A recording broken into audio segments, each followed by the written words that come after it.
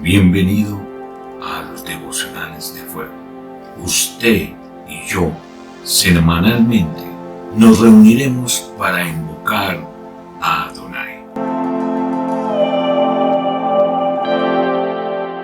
Como sucedió en tiempos de Noé, sucederá también en los días en que venga el Hijo del Hombre. La gente comía y bebía y se casaba, hasta el día en que Noé entró en el arca, cuando llegó el diluvio y todos murieron. Si se me permite, puedo parafrasearla de esta manera. Como sucedió en los tiempos de Noé, maldad, corrupción, inmoralidad, está sucediendo hoy. La iglesia, nosotros estamos velando y esperando muy pronto el regreso de Jesús. Hoy la gente come, bebe y se casa a su manera, hombres con hombres, mujeres con mujeres. Pero va a llegar el día en que nuestro Señor venga por la iglesia y después llegará el castigo, la condenación eterna y el fin de este mundo.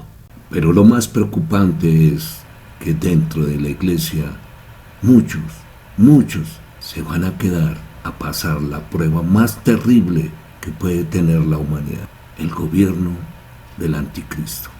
Veamos, en los tiempos que estamos viviendo, son esos en los que los verdaderos valores están invertidos o incluso pervertidos.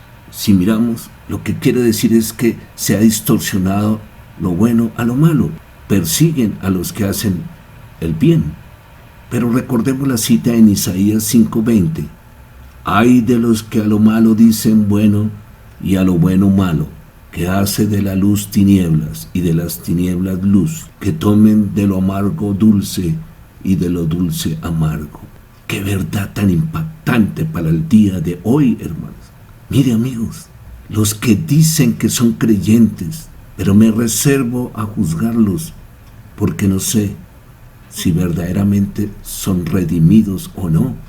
Están cayendo en lo mismo. Malo le dicen bueno, y más que predicar, algunos se han convertido en machos cabríos. ¿No nos parece que se está cumpliendo esta palabra que nos da Isaías? Vamos a hacer un recuento rápido de lo que ha venido haciendo esta humanidad y que lamentablemente han ido permeando a los que dicen que son de la iglesia de Cristo. ¡Terrible! Mire, ¿por qué los llamo macho cabrío? Este era un símbolo de la fertilidad. Y este se asocia a la voluntad de Satanás. ¿En qué? En pervertir la sexualidad. Y por medio de estos actos involucran a los demás en ritos hasta satánicos. Estos son rebeldes que van en contra o terminan yendo en contra del gran pastor, de mi Señor Jesucristo. Entremos a mirar primero, como en los tiempos de Noé. ¿Qué ha pasado? ¿Qué legado nos ha dejado este mundo? El legado que vamos a ver, y si ustedes me lo permiten, voy a mostrar imágenes que en algún momento van a ser fuertes. Ese legado que la sociedad ha ido cargando, que se llama la inmoralidad sexual, y que lamentablemente ha contaminado a algunos dentro de la iglesia de mi Señor. Pero como Él lo dijo, dejará que el trigo crezca con la cizaña. Miremos ese legado. Después de la Segunda Guerra Mundial, a la gente no ve la diferencia entre el bien y el mal. ¿Saben por qué? Porque volvemos a repetir el ciclo de la victoria virtual de la maldad, cuando vivimos una serie de experiencias dolorosas causadas por nuestras bajas pasiones, pero que vuelven al punto inicial y se repiten y se repiten. No queda más que asumir nuestros actos y vivir la consecuencia de los mismos. Nadie ha podido negar que hubo un tiempo o un periodo de un nuevo comienzo de la humanidad, dado por un cataclismo que se registra bíblicamente como el diluvio universal. Eso está en Génesis 6:5. Y que los invito a que algunos versículos los escudriñen, pidiéndole al Espíritu Santo ese entendimiento. Otros los leeré de acuerdo al tiempo que tengamos para esta parte de este tema. la inmoralidad sexual. Nuestro Creador nos está dando una de las descripciones más vividas de la depravación total del hombre como consecuencia del pecado que nos separa de Dios. Génesis 6, del 11 al 13, nos dice: Entonces Dios dijo a Noé: he decidido poner fin a toda carne, porque la tierra está llena de violencia por causa de ellos. Por eso voy a destruirlos junto con la tierra. Pero qué tristeza, qué dolor, si se puede expresarlo así, que las generaciones venideras después de Noé se nos ha olvidado y se ha desconocido esa catástrofe por motivos diferentes, no lo asumieron y hoy estamos viviendo lo que esas generaciones del periodo antidiluviano vivieron y que están descritas en la Biblia, Génesis 6, 7. Y dice: estoy a punto de enviar un gran diluvio a la tierra para destruir todo ser bajo el cielo que tenga aliento de vida. Terrible, porque se corrompió todo. Todo en la tierra morirá. Sin embargo, Dios Jehová preservará a la humanidad y la vida animal a través del único hombre justo que existía, Noé. Pero es tanta la ceguera, la terquedad, la soberbia del ser humano, que no ha tenido en cuenta ese acto de misericordia que ha tenido Dios Jehová, que no le ha bastado al hombre la gracia divina, que es el más sublime amor que lo ha dado por medio de nuestro Señor Jesucristo. ¿Qué estamos viviendo y viendo hoy? ¿Y sabe por qué? Más grande debilidad carnal y perversa ha degradado la imagen y semejanza de Dios Jehová. Ha sido el comportamiento inmoral en la sexualidad. Y aquellos que amamos al Señor nos duele ver esto, como la humanidad le ha volteado la espalda a ese Dios amoroso, misericordioso y que nos ha dado su perdón, esa gracia divina. Miren, la inmoralidad sexual se menciona en la ley mosaica repetidamente para el pueblo de Dios, primeramente, desde el Antiguo Testamento. Fue dada primeramente para ese pueblo, no para todos los pueblos. Pero después, como vemos en el Nuevo Testamento, es dado por gracia divina y por la obra de nuestro Señor Jesucristo, Yeshua HaMashiach. Aquí se hace referencia a ella con frecuencia a través de los términos relacionados con las actividades sexuales, tales como la prostitución, las relaciones sexuales promiscuas, el adulterio, el incesto y la actividad homosexual, entre otros. En 1 Corintios 6, 18 nos habla bien claro Dios a través de Pablo y nos dice: huid de la inmoralidad sexual. Cualquier otro pecado que el hombre cometa está fuera del cuerpo, pero el que fornica contra su propio cuerpo peca. Todos aquellos que decimos que somos hijos de Dios, estamos violando esa unión con Cristo. Estamos agrediendo al Espíritu Santo cuando caemos en inmoralidad sexual, porque nuestro cuerpo es templo del Espíritu Santo, hermano. Al decir huir de la fornicación, se está haciendo una énfasis en lo habitual del acto. En esta frase, pues Pablo está diciendo que los cristianos continúen huyendo de la fornicación. En general, la moral sexual en el contexto cristiano es muy restrictiva en el comportamiento sexual humano considerado aceptable. Así califica muchas prácticas y comportamientos sexuales como desordenados y lujuriosos. Sin embargo, hay que tener en cuenta muchas religiones tenían y tienen deidades de la lujuria, idolatría, dioses del amor y la belleza, sin que fueran moralmente reprochables. Eso es lo que estamos viendo en estas generaciones, que hay una puerta abierta para hacer lo que quieran, de acuerdo a su pasión, sus deseos. La fornicación es el acto sexual en que solo las personas solteras están involucradas en parejas ocasionales. Pero también hay relaciones entre parejas del mismo género o sexo. Evidencias son innumerables en la historia de la humanidad. Veamos cómo se va estimulando la inmoralidad sexual día a día. Es de tener en cuenta que la ley mosaica, la Torá, no estaba al principio de la creación, pero hay una ley en la conciencia a la que todos los seres humanos estamos sujetos, porque el pecado estaba en el mundo antes de la ley, a la caída de Adán y Eva en la desobediencia. En Romanos 5:13 nos dice: pues antes de la ley había pecado en el mundo, pero el pecado no se imputa cuando no hay ley. En términos jurídicos, imputar es atribuir la responsabilidad de un delito a una persona. A continuación, los invito a que escuchemos esta alabanza y, como dice, renuévame.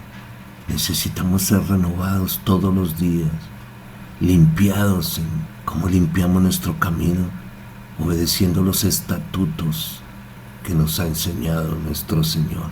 Escuchamos y continuaremos. Purifícanos, Señor, límpianos, renuévanos.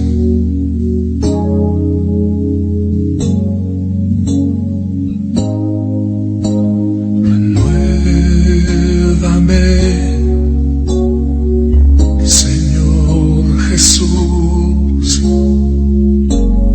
ya no quiero ser igual.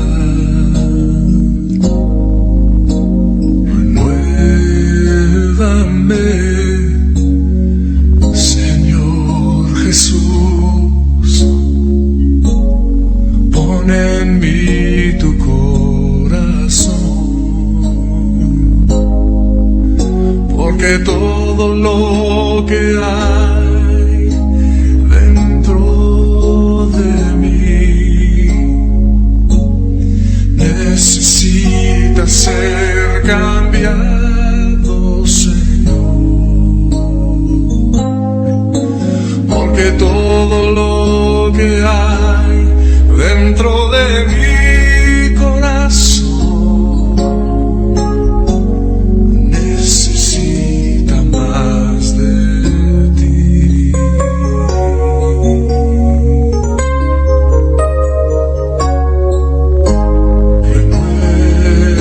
Renuévame, Señor Jesús, ya no quiero ser igual.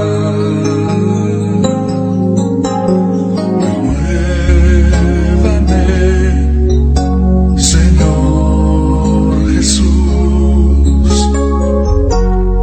pon en mí tu corazón, porque todo lo que hay dentro de mí necesita ser cambiado, Señor, porque todo lo que hay dentro de mi corazón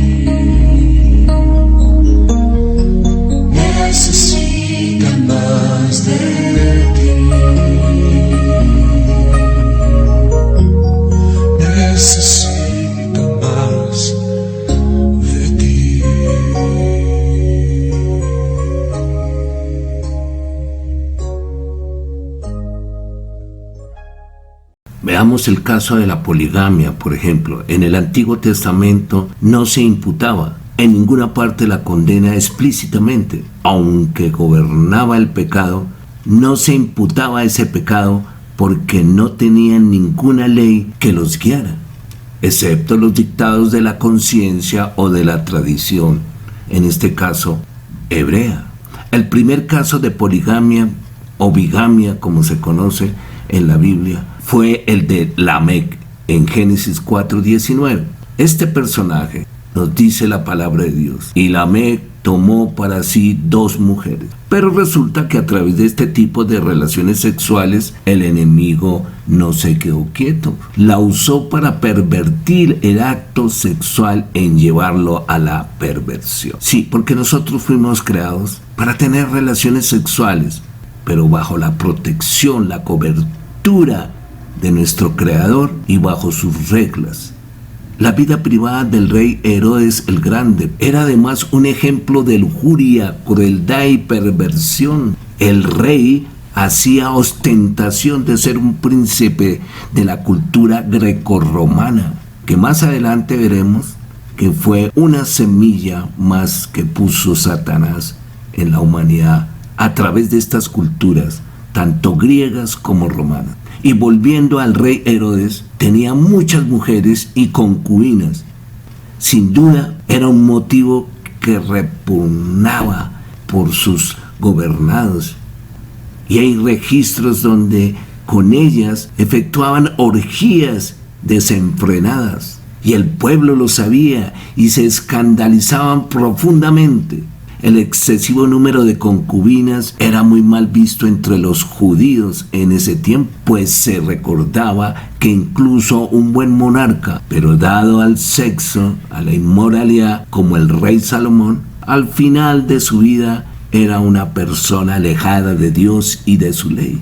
En las Sagradas Escrituras vemos otros ejemplos de reyes de Israel que poseían incluso harenes, que muchos se prestaban para el homosexualismo entre las mujeres. En toda la literatura del Antiguo Testamento no hay un capítulo más trágico o lleno de solemne y dura advertencia como este, que está registrado en 2 de Samuel 11, donde el rey David mostró su indiferencia hacia el plan de Dios para el casamiento, que hoy en día lo malinterpreta y está mal traducido cuando hablan es de matrimonio. Yo le pregunto a aquellos que estudian las leyes si no hay una diferencia entre matrimonio y casamiento. Y este acto muchos años antes, cuando tomó a más de una esposa, eso está en 1 de Samuel 25, 42, 43.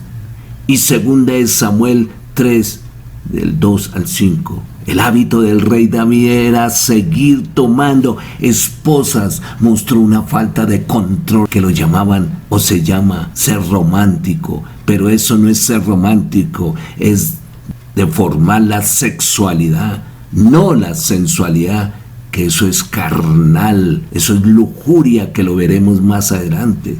Era indulgente sobre sus pasiones. Esta semilla corrupta, sembrada mucho tiempo atrás, creció sin control. Fue como una enredadera en el corazón del ser humano.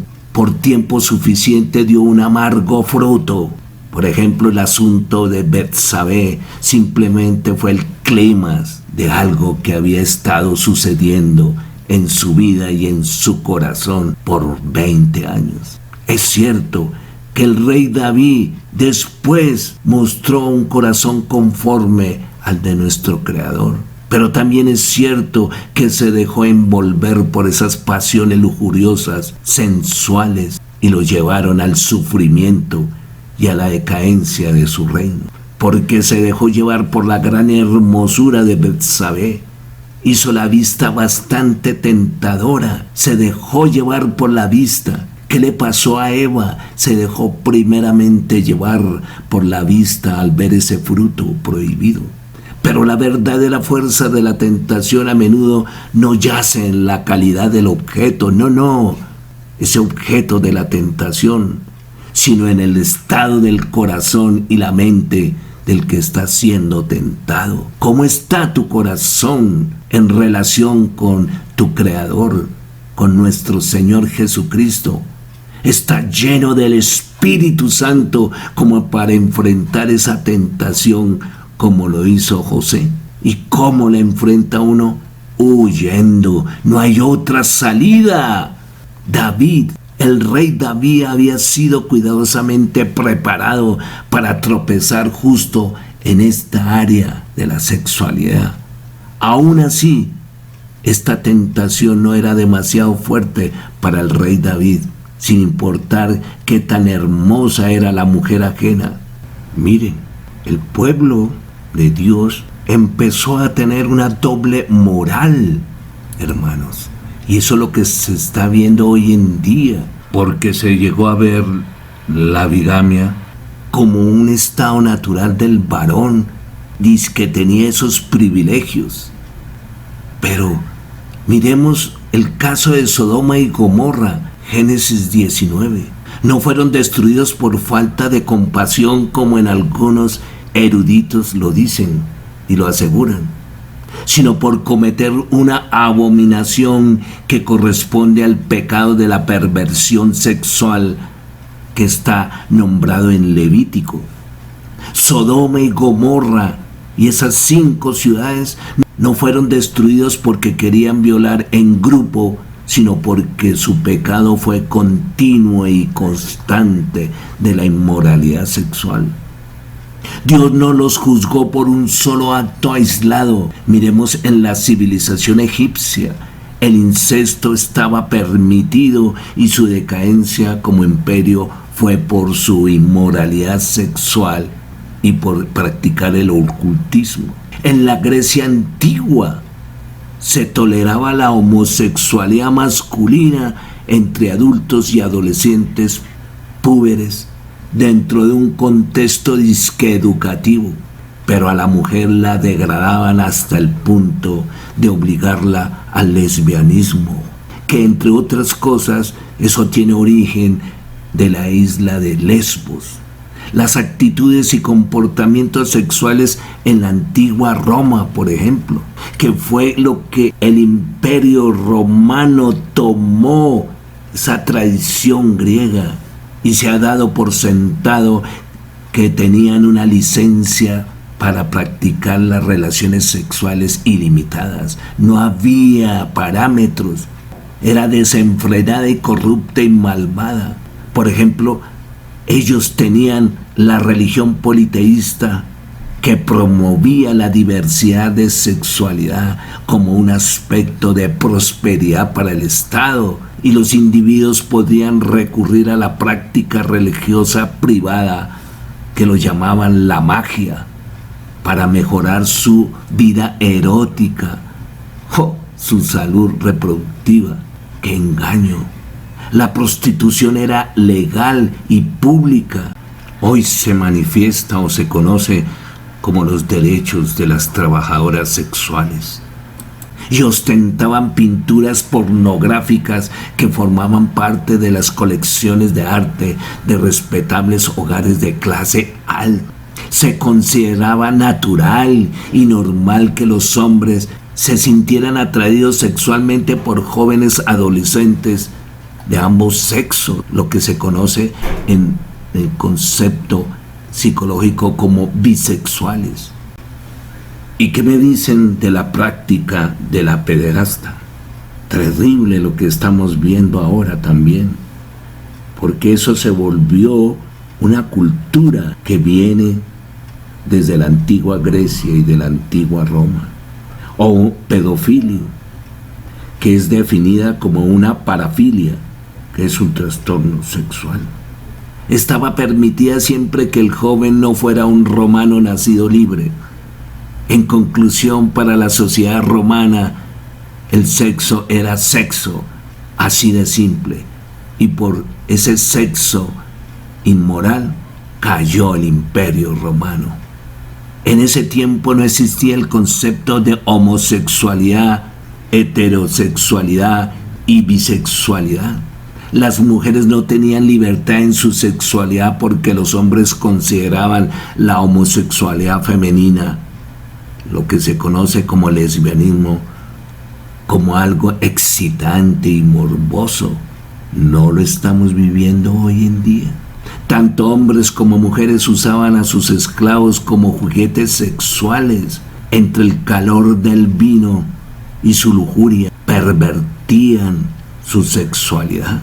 Afloraba esa sensualidad que para mí es como una maldición que tiene intronizado en el corazón del ser humano. En el libro de Romanos capítulo 1, Dios Jehová nos advierte las consecuencias de la inmoralidad sexual. Haré un resumen o un parafraseado que dice así en el versículo 22. Aunque afirmaban ser sabios, se volvieron necios y cambiaron la gloria del Dios inmortal por imágenes que eran réplicas del hombre mortal, de las aves, de los cuadrúpedos y de los reptiles. 24. Por eso Dios los entregó a los malos deseos de sus corazones que conducían a la impureza sexual, de modo que degradaron sus cuerpos los unos con los otros. Cambiaron la verdad de Dios por la mentira, adoraron y sirvieron a los seres creados antes que al Creador, quien es bendito por siempre y para siempre. Amén. ¿Qué estamos viendo hoy? Las mismas autoridades y gobiernos promocionando esta desgracia y esta ofensa a nuestro Creador. Hoy en día estos comportamientos de inmoralidad sexual, ¿sabe cómo lo llaman? Revolución sexual, concepto de esos genios, pero genios en su propia sabiduría, o popularmente como se llama, liberación sexual, para amansar la conciencia colectiva, que es lo que está sucediendo, desafiando los códigos bíblicos relacionados con la concepción de la moral sexual. El comportamiento sexual humano y las relaciones sexuales han sido violadas por lo que estableció nuestro Creador. Hermanos y amigos, en este devocional quiero invitarlos a una profunda reflexión y que el Espíritu Santo nos muestre en cada uno de nosotros qué hay en nuestro corazón, cómo está nuestra vida sexual, cómo la percibimos, cómo la sentimos, porque todos los que conformamos el cuerpo de Cristo debemos estar velando contra las acechanzas de Satanás. En 1 Corintios 10, del 12 al 20, nos dice Pablo: por eso, que nadie se sienta seguro de que no va a pecar, pues puede ser el primero en hacerlo. Ustedes no han pasado por ninguna tentación que otros no hayan tenido y pueden confiar en Dios, pues Él no va a permitir que sufran más tentaciones de las que puedan soportar. Además, cuando vengan las tentaciones, Dios Jehová mismo les mostrará cómo vencerlas y así podrán resistir. Por eso, queridos hermanos, no adoren a los ídolos. ¿Cuál es tu ídolo? El cuerpo de un hombre, el cuerpo de una mujer. Acuérdense que se adoraba el falo, o sea, el pene masculino, como también se adora y se ha adorado la vagina de la mujer. Y hoy en día se adora el ano, se postran, se entregan, viven por esas pasiones inmundas. Y es que ese ídolo, esa adoración al órgano sexual femenino, que lo llaman algunos la vulva, y en el contexto religioso del hinduismo, el Shakti, lo ven como el eterno proceso divino de la creación y regeneración, y la unión de lo femenino y lo masculino, el Ioni, que se conceptualiza como la puerta natural de todos los nacimientos, pero sobre todo en las prácticas esotéricas, la Kaula y la Tantra. así como en las tradiciones del shaivismo, del hinduismo. Por eso, muchos hombres viven, piensan, adoran la vagina de la mujer, pero no de su esposa, sino la vagina en general. Y es que esos que padecen esa idolatría se les conoce o se les llama sexopatía. Es una adicción sexual, es un impulso exacerbado, incontrolable. Para los hombres se llama satiros, a los hombres con insaciable apetito sexual. Hermanos, eso es lo que se está viendo, esa es la cultura de hoy en día. Perversión sexual, dejarse llevar por la lujuria, por la sensualidad que entra por los ojos a través de los medios audiovisuales que utiliza Satanás en el mundo.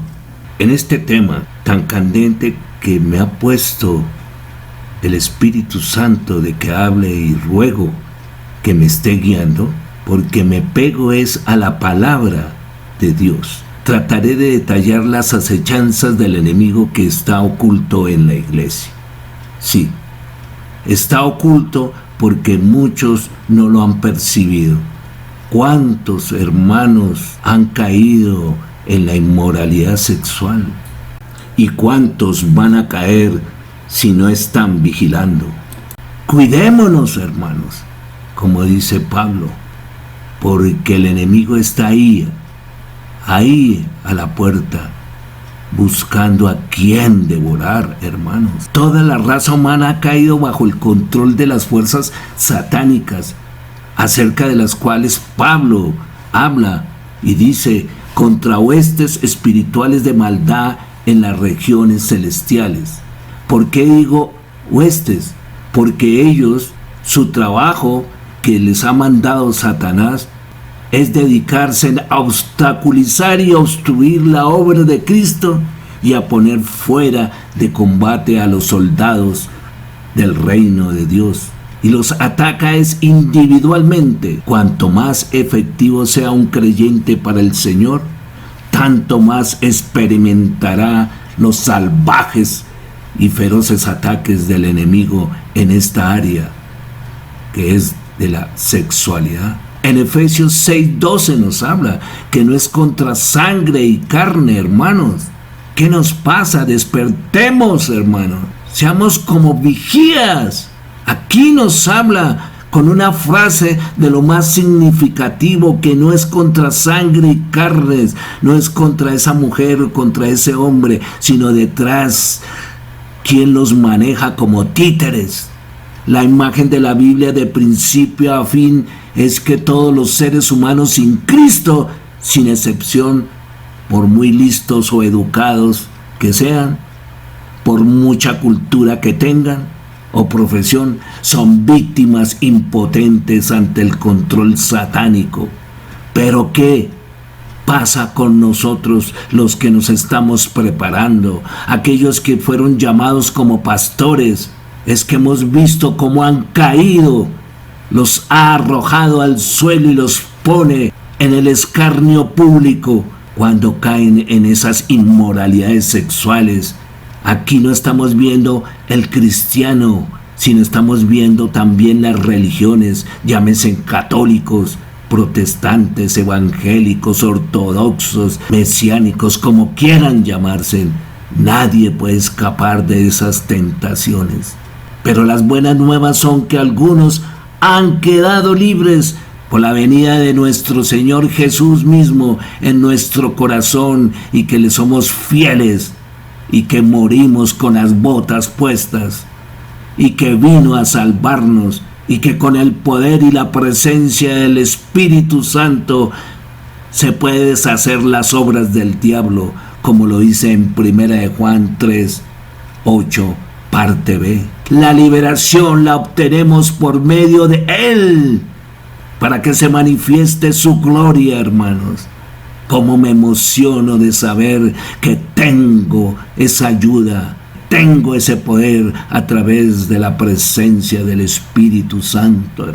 Bueno, hermanos, por ahora dejemos las cosas así seguiremos hablando de este tema tan candente y que para unos es incómodo. Los invito, hermanos, y los espero en la próxima semana. Oremos. Padre mío, Padre celestial, tú que estás allá en los cielos, que todo lo ve, arranca los velos engañosos que hemos permitido y que nos hace impotentes en esta gran batalla.